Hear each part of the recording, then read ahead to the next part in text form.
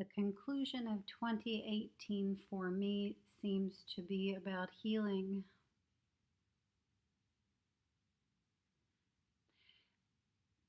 Healing at a level I've never healed at before, actually.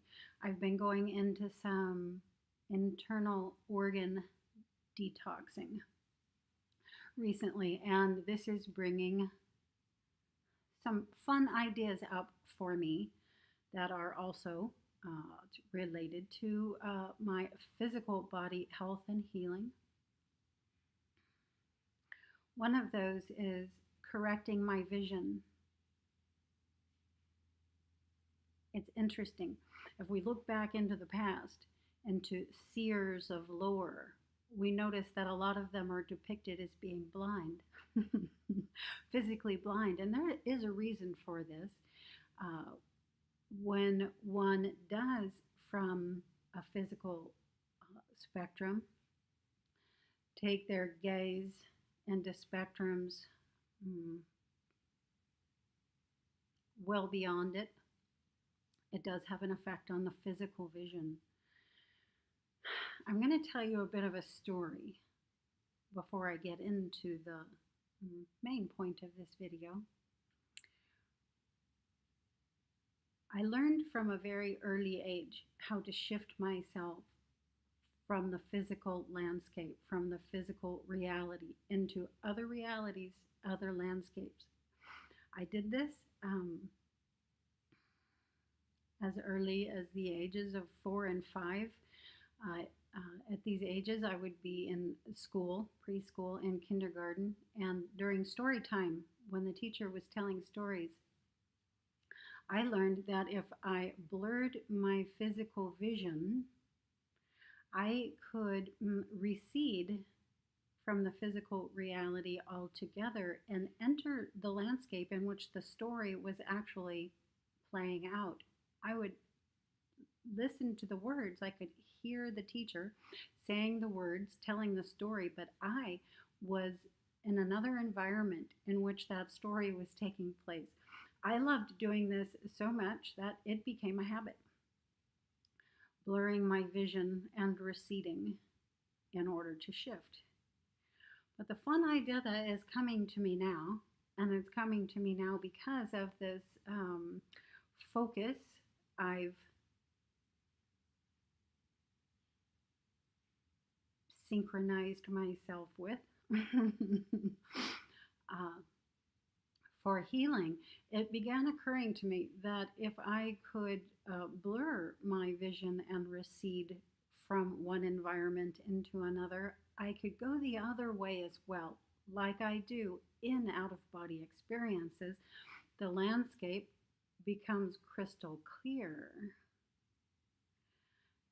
I start looking more intently into the landscape, into the crystal clarity, and just shift right through it.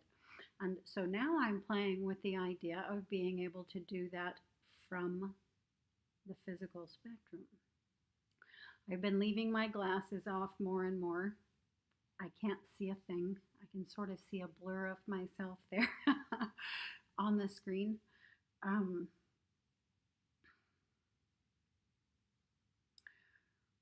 But one of the practices that's coming back to me as I'm having this idea, this impetus, this very fun, delightful, joy-filled energy re-immerse itself with me in my experiencing here, is sungazing. Sungazing is a yogic discipline. It's an advanced discipline of a practice just generally referred to as tritak or tritaka, which is just meaning conscious gazing. This practice can be done in meditation upon an idea, something that's subtle, or it can be done on something physical. Most people will begin this way. So you can use the face of a loved one. You can do eye gazing. You can get another person and gaze into each other's eyes and do it this way.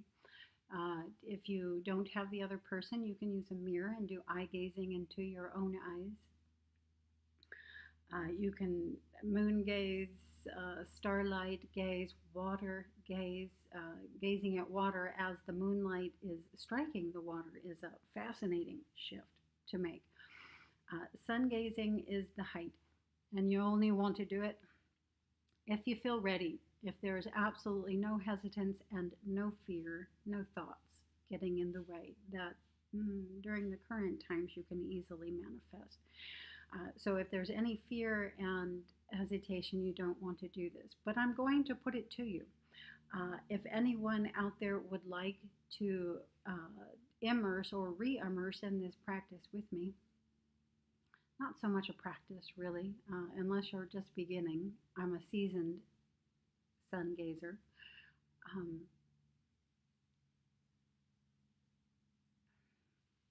I'm getting off track and I'm wanting to shift back into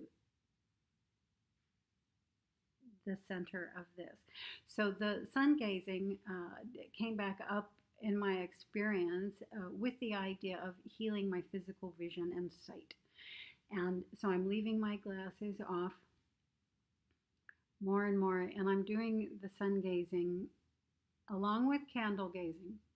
I'm going to, if you start this way, suggest beeswax candles because they give off a very precise type of glow. You can use any candle, but you'll notice a big, huge kerpow difference if you use the beeswax candles. They give off a golden glow, and the quality of the light is just so much greater. There's no comparison. You can use just a little tea light, like that one, or my second favorite one are the skinny pillars. They're about 6 inches, and they're skinny, and they just melt down real nice, evenly.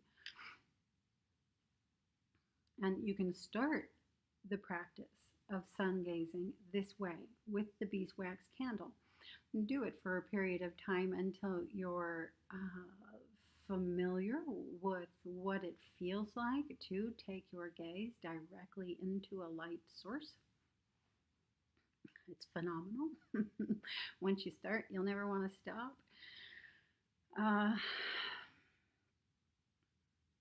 And then slowly see if you can graduate yourself out of doors.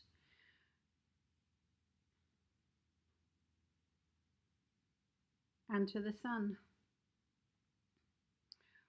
When you start the sun gazing, you always want to start slow. You'll start with eyes closed, sun gazing. So just a few key things when you go out.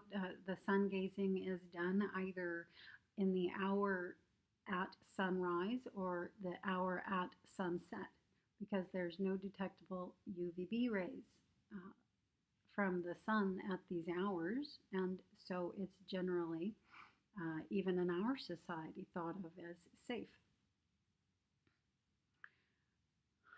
The safety factor really comes from your own being, your own thinking, your own feeling. So again, if there's no fear, if there's no hesitance, if you feel a connection with the sun, then this is what, in reality, makes it safe physically for you. So you'll choose which one you want to work with, either the rising or the setting sun. I always work with the setting sun. This is what is going to help you delve deeper into the mind, into out-of-body experience and things like this. Being more aware of the subtle states of the subconscious, not your personal subconscious, but the subconscious, which is what I refer to as a galactic reality, and the superconscious, which is the universal and cosmic spectrums. We also refer to these in terms of brainwaves as the alpha, theta, and delta brainwaves. I'm not going to bring gamma into it. It's a whole nother story, and people see this spectrum differently than I do. So I'll just mention those ones there. So you choose your light, sunrise or sunset, and then you choose your location. You can choose a location in your house if you live somewhere cold. or you can, or just outside your house, or even an environment somewhere nearby, some type of clearing at the edge of a woods would be really nice. Um, a lake, the beach. When I lived right there near the beach, I would often go to the beach, just anywhere where for the hour at sunrise or sunset, the sun is fully visible. And so once you choose your light and your location, it's ideal to be barefoot. So you would want to remove your shoes if this is at all possible, and ground. Connect with the earth, ground. You also want to remove as much clothing as you comfortably can, depending on the weather and where you happen to be. You want to remove any restrictive undergarments and just expose as much of yourself to the receiving of the rays and the emissions as you can. So you're really receiving with your whole being, not just your vision and your sight and your eyes, although that is an enormous portal in this practice. You're receiving with your whole being. So I would at this point invite my higher consciousness in to the equation with me. Start with eyes closed. Just face the sun. Look and see where the sun approximately is, and then close your eyes. And be here for a few minutes. And then open your eyes. Just look to see where the sun is again. See if you can keep your eyes open for a few seconds and then close your eyes again. This time, try to see if you can see the after image of the sun in front of your closed eyes in your vision field. Often you're going to see other, I don't know the word, I'll just say planetary bodies, other orbs aside from the sun in this image, because they are there. Some of them are large craft, some of them are worlds. I won't sidetrack there. Just see if you can see that after image in front of your closed eyes. And try to keep it centered in the center of your field of vision for as long as you can. And then open your eyes again. Just for a few seconds, unless it seems like it's very easy and you can go longer. If it seems like it's very easy and you can go longer, at this point leave your eyes open and do your gazing. Some people will start very slowly with just 10 seconds and increase each day by 10 seconds until they reach 5 minutes, sometimes until they reach 10 minutes. This is an extremely gradual practice, and it will have extremely expansive results. So don't take this wrong when I say I myself went to a quicker type of a pattern. You need to choose the pattern that's right for you. So this is when getting into your own sincerity with your own self is critical. Choose a pattern. I started as a seasoned meditator. I'd been meditating seriously, hardcore disciplined meditation for 30 years. And this included my practice of Tritak. It included a couple other complementary practices to it as well. And for this reason, I had been gazing at light sources for a decade easily. I started at 5 minutes. 5 minutes was very easy. And then I would close my eyes and hold the after image for sometimes a half an hour. Okay. Sometimes I would shift. Sometimes I would begin the communications with my higher consciousness. So all kinds of things will happen during this time, and you can still stay out there facing the sun with the eyes closed during the process of this. So I started with the 5 minutes, and I proceeded each day with 1 minute more. If I missed a day, for instance, the sun wasn't viewable because there were clouds in the way, then the next time I went out, I would repeat that minute and then proceed a minute each day thereon. Again, some people will do this much slower at 10 seconds and proceed 10 seconds each day. For me, the eyes open sun gazing was effortless almost from the beginning, unless I started slightly too soon. Meaning, unless I went out, say, if I went out an hour and a half before sunset, that half hour, that extra half hour, it's much brighter and there are UVBs, and that would be much more difficult. But I sometimes enjoyed it because the crystal prisms from the sun are more viewable. That comes with the additional levels of rays. Don't do this. Don't do this unless you're already a seasoned sun gazer. So anyway, this practice is coming back in as a complementary energy to the returning of my physical vision to perfect, to 2020, to whatever absolute clarity is for me now. I'm very far from it at present, and I've just instated the sun gazing, and the idea even to do this is just brand new, just weeks old. So I invite you to this. I invite you to revisit your state of health, ideas for healing, ideas that you can actualize in regard to healing within your own being, and thereby, for the collective, for all of us here on the planet, know that when we do something, heal something, perfect something from within our own system, it perfects the whole. Everybody now has access to this.